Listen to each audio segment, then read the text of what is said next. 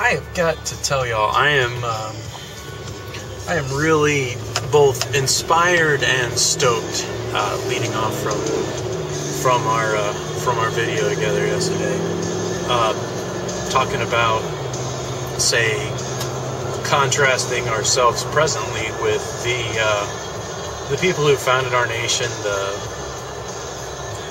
I wouldn't say the pioneers so much as the colonists. The pioneers are definitely a different category. Today, when I had a little downtime at work, I went ahead and took a look at the education of these guys, and more than a few of them attended the schools that would later on become like Harvard and Princeton and several of the other prestigious schools. That is, it's been a long day. Other interesting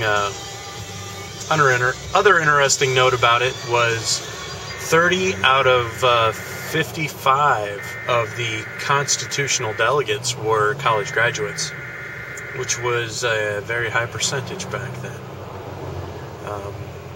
But wow, what a journey to explore some amazing men.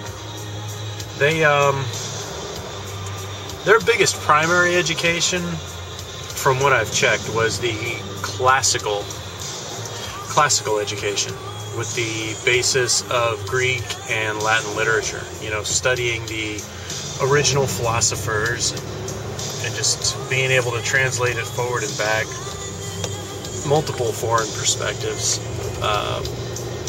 Religion was also by rote. You know, they would take the New Testament was originally translated into Greek, and that was part of their studies as well, which would be like to translate from Greek to Latin, then to English and back again. Cool stuff, man. And if you happen to have the money, there's some documentation out there written by James Madison that you can find for like $6,300, like where they would out of memory. The printing press was still kind of new, so some of these guys would, out of memory, rewrite these guys like Cicero and some of the other Greek philosophers, and they had it all memorized. Awesome stuff, and definitely impressive, well-educated men. And anyway, I want to keep this interesting and go like a fun route.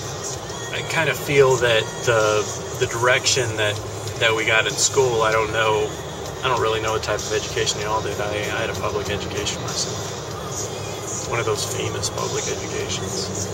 And with American history, it was almost a barrage of dates and names, not necessarily the problems that they encountered and the solutions that they proposed and why.